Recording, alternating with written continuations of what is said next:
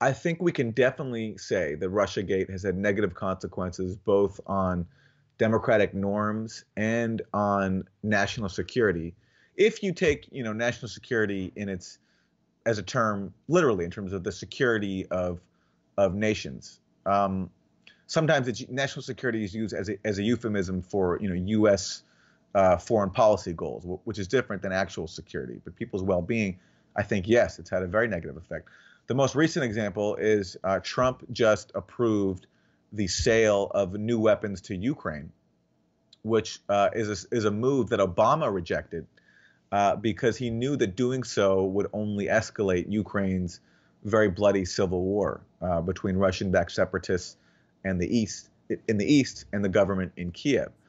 Now, Trump, who had been pilloried for his calls to improve relations with Russia, and has been, constantly been accused of being a Russian agent, just recently took the advice of neocons in Washington and approved this weapons sale to Ukraine, which will only escalate the situation and cause more bloodshed because Ukraine is on Russia's border. And whether you like what Russia is doing in Ukraine or not, Russia is not going to, is made very clear that Ukraine is a red line for them, and they're not going to back down on supporting their allies inside Ukraine. And, it's right next to them, so they have the ability to do so.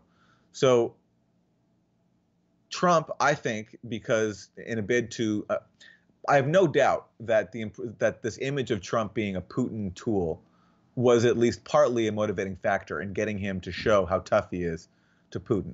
So that's a case where I think it's going to have immediate consequences that will lead people to lose their lives. And then more generally, I mean, what could be more dangerous to national security than heightened tensions between the world's two biggest nuclear powers? Things are really dangerous right now. And right now, any effort at rapprochement, at dialogue is seen as here, because of Russiagate, because of the impression that Putin got Trump elected, that's seen as sign of weakness on Trump's part. And Trump being this, thin-skinned, narcissistic, image-obsessed person with no actual principles on anything, I mean, he's going to be, who but him is more malleable and more prone to be swayed by his image. And so I think this Ukraine thing is one example of him trying to show how tough he is to Putin. So in terms of national security, I think those are two very big dangers right there. In terms of Russiagate's impact on democracy, well, I don't know where to begin. Jill Stein, who is the Green Party candidate for president in the last two elections, she's now being investigated by the Senate, by a Senate committee for possible collusion with Russia. She's been denounced as a traitor. Many liberals think that she is in cahoots with Putin simply because she ran against Hillary Clinton and dared to challenge the Democratic Party. The Russian-owned television network RT and the Russian-owned radio station Sputnik have both been forced to register as foreign agents. Sputnik just recently got a deadline to do so. And actually, RT and Sputnik, now they are arms of Russian power. So, they're not like, beacons of leftist media. But so they don't really criticize the Russian government, at least from what I know of them. But they have really good shows, or at least in my opinion, they have really progressive, good voices on there. And, to me, they're no different than any other state-owned network. I mean, any media will advance the interests of its ownership, which means that, there's bound to be flaws. But RT and Sputnik have been singled out in part because that, January 2017 U.S. intelligence report accused them of being agents of Russian influence and of trying to deceive the U.S. public. So they've been maligned because Sputnik covers Occupy Wall Street and fracking. That January intelligence report singled them out and criticized them for it. Is that that's somehow a nefarious thing to do, is to cover people protesting economic inequality and environmental danger.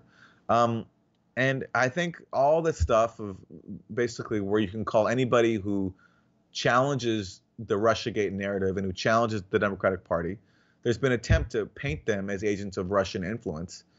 And I can't think of a bigger danger to democracy over the past year, aside from Trump's election, than that. It's had a really bad effect, and it's causing people, I think, to stay silent and to even take part in this chauvinistic, Russophobic, Russiagate hysteria.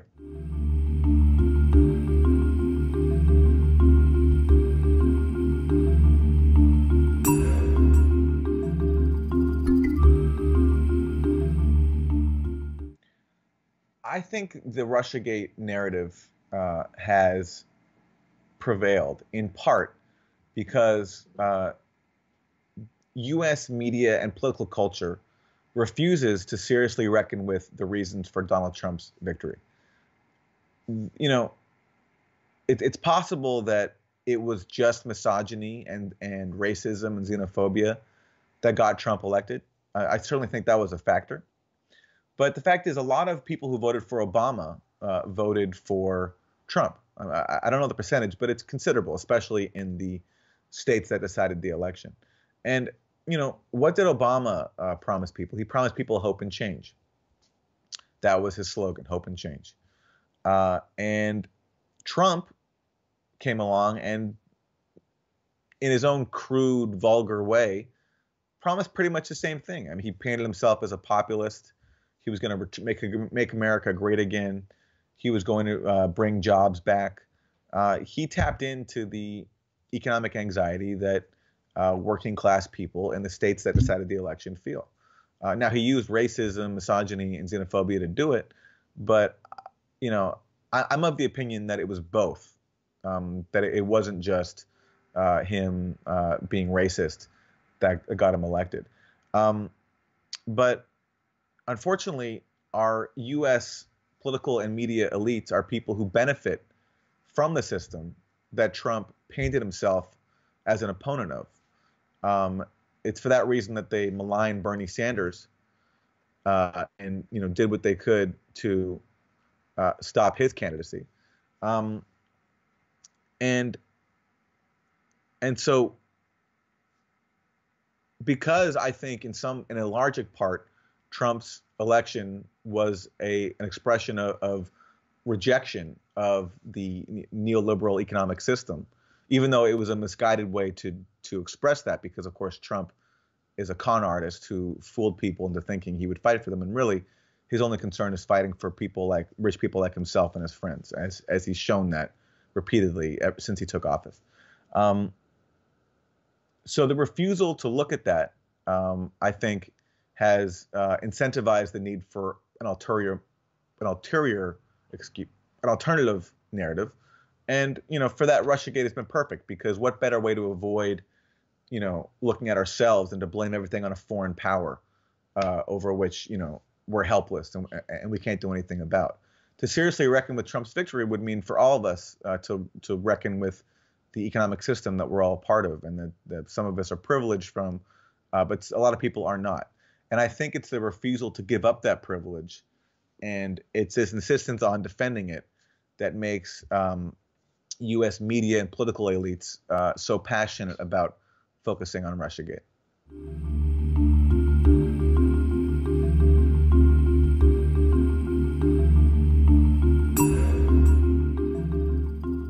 Being a journalist and challenging Russiagate should be really easy because it's so specious. But unfortunately, the media system, especially in the U.S., and I think in Western Europe too, has really incentivized a culture of blaming everything on Russia. So everyone's taking part of it. It's sort of a growth industry. If you can attack Putin, then you will get bylines, you'll get your op-eds printed, you'll get on cable news, and so it's difficult. And the problem, I think, for people who aren't in the media is that there's such a deluge of misleading or false stories that it's really difficult to get an accurate picture of reality, because who has the time? I mean, I'm in media, I get paid to do this, so it's my job to read all this stuff, you know, and I also enjoy it. So but it takes a while. You have to read through all this stuff, and you have to get past all the innuendo and try to form your own conclusions, but it's really difficult. So I understand, especially for people who aren't in media, why the Russiagate thing is so persuasive, because it's all they're getting. And there's all these assumptions underneath it that everyone's just supposed to take for granted, that like that yes, that Russia did it, that Putin is evil, and that America was the victim of this foreign influence campaign. When the truth is always it's never that simple. So in a media, but it's tough for journalists too, because even I have friends who work for corporate outlets who they just have to work on some Russiagate stories. They just do. That's what their bosses want. It's gotten some cable networks high ratings because it's like this real life spy thriller, email hacking, contacts between high level Trump officials and high level Russian government officials, espionage, Christopher Steele, this spy. So it's like it's exciting and it's entertaining. But so there's a huge incentive structure to advance it. So to get around that, I mean, the answer is only just find. To me, Russiagate just underscores the need for alternative media sources, and because those who aren't beholden to advertisers and to big donors, and to corporate ownership, aren't constrained by the imperatives of generating clicks and profits and high ratings. So use your best judgment, seek out alternative sources. At The Real News, I try to cover this as much as I can. Max Blumenthal is a journalist who I follow very closely, who's very good. There's a website called consortiumnews.com, which is very good.